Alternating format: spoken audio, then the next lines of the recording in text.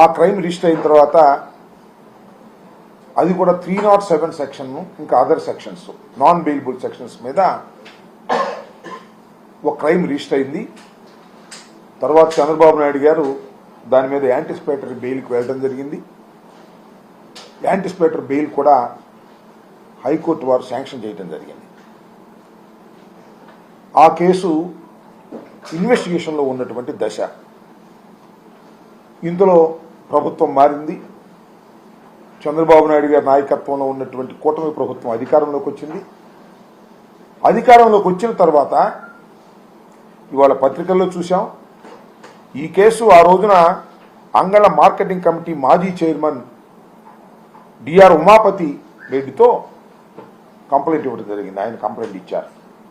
ఈ కేసు ఏంటో కొద్దిగా పూర్వపరాలకు వెళ్తే, చంద్రబాబు నాయుడు గారు ముదివేడు సమీపంలో 750 కోట్ల రూపాయలతో నిర్మిస్తున్నటువంటి ఒక రిజర్వాయర్కి సంబంధించినటువంటి అంశంలో ఆయన ఎన్జిటికి వెళ్ళి అక్కడ స్టే తీసుకొచ్చారు. దాన్ని సందర్శించాలి అనేటువంటి ఉద్దేశంతో ఆయన పెద్ద ఎత్తున నాయకుల్ని బలగాల్ని తీసుకుని వెళ్తున్నప్పుడు ఘర్షణ జరిగాయి. ఆ ఘర్షణ సందర్భంలో పోలీసుల్ని కొట్టేటటువంటి కార్యక్రమం చేశారు. వైఎస్ఆర్ కాంగ్రెస్ పార్టీ కార్యకర్తలను కొట్టేటటువంటి ప్రయత్నం చేశారు. ఒక పోలీస్ అధికారికి, ఒక పోలీస్కి అధికారో లేకపోతే ఆయన కానిస్టేబుల్, ఆయనకు గాయం కూడా అయింది.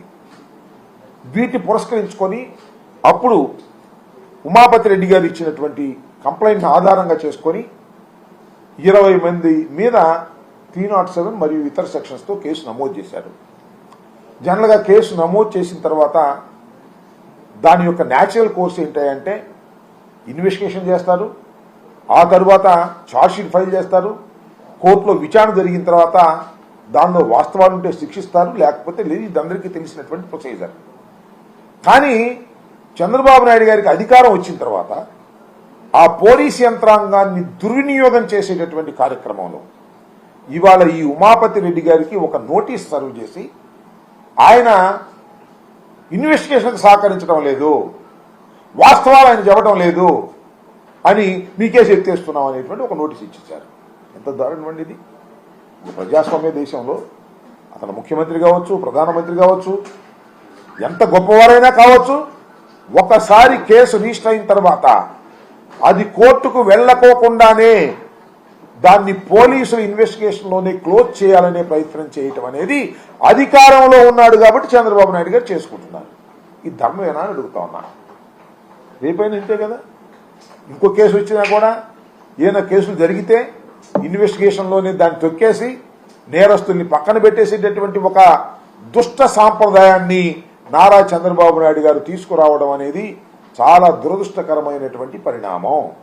ఇవాళ ఏం జరుగుతూ ఉందంటే రాష్ట్రంలో వారి మీద ఉన్నటువంటి కేసుల్ని, ఎవరి మీద, తెలుగుదేశం పార్టీ వారి మీద ఉన్న కేసుల్ని, ముఖ్యమంత్రి గారి మీద ఉన్న కేసుల్ని, లేదా తెలుగుదేశం పార్టీకి ఒత్తాసు పలికేటటువంటి వారి మీద ఉన్నటువంటి కేసుల్ని తీసేసే కార్యక్రమం చేస్తున్నారు. జగన్మోహన్ రెడ్డి గారు వైఎస్ఆర్ కాంగ్రెస్ పార్టీ మీద కొత్త కేసులు సృష్టించి పెడుతున్నారు. మీరు చూశారు కదా, ఎన్టీఆర్ భవన్ మీద అంటే తెలుగుదేశం ఆఫీస్ మీద దాడి జరిగిందని కేసు రిజిస్టర్ చేస్తే ఇన్వెస్టిగేషన్ దశలో ఉంటే దానిలో కొంతమందిని 41 నోటీస్ ఇచ్చి అరెస్ట్ చేసి వదిలేస్తే మళ్ళా కొత్తగా కేసు ఓపెన్ చేసి దానిలో 307 వేశారు.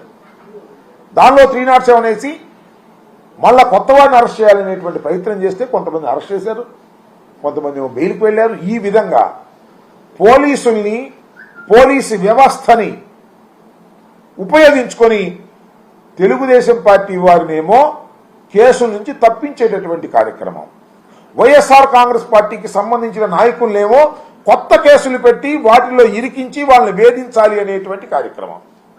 ఇంత దుర్మార్గమైనటువంటి పరిపాలన ఇంతకుముందు ఎప్పుడు జరగలేదు. మరి చంద్రబాబు నాయుడు గారు ఇంతకుముందు కూడా చాలా సందర్భాల్లో తెలుగుదేశం వారి మీద కేసులు ఉన్నాయి, వైసీపీ మీద కేసులు ఉన్నాయి. మేము వస్తేనే వైసీపీ మీద కేసులు తీసేసే కార్యక్రమం చేయలేదు.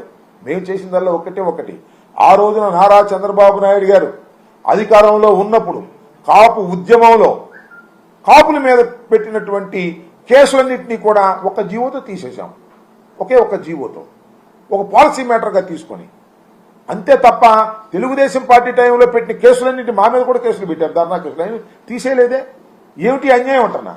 ఒక లా అండ్ ఆర్డర్ను మెయింటైన్ చేయాల్సినటువంటి ప్రభుత్వం తమ మీద కేసుల్ని తీసేసుకోవడానికి అధికారం ఉపయోగించుకునేటువంటి పరిస్థితి చేస్తుందంటే నిజంగా చంద్రబాబు నాయుడు గారు ఏం చేయాలంటే, ఎస్ వైఎస్ఆర్ కాంగ్రెస్ పార్టీలో నా మీద కేసు పెట్టారు, ఇది ఫాల్స్ కేసు, దీన్ని కోర్టులో ఎదుర్కొంటాను, కోర్టులో ఎదుర్కొని కోర్టు నుంచి పునీతంగా బయటకు వస్తాను అని చెప్పాలి. కానీ పోలీస్ ఇన్వెస్టిగేషన్లోని అధికారులను అడ్డం పెట్టుకుని కేసులు తీసేసేటటువంటి కార్యక్రమం చేస్తున్నారంటే ఇది నిజంగా ఈ ప్రజాస్వామ్య దేశంలో ఎంత ఘోరంగా చంద్రబాబు నాయుడు గారు ప్రవర్తిస్తున్నారో ప్రజలు అర్థం చేసుకోవాలి, మేధావులు అర్థం చేసుకోవాలని కూడా ఈ సందర్భంగా నేను మనవి చేస్తున్నాను.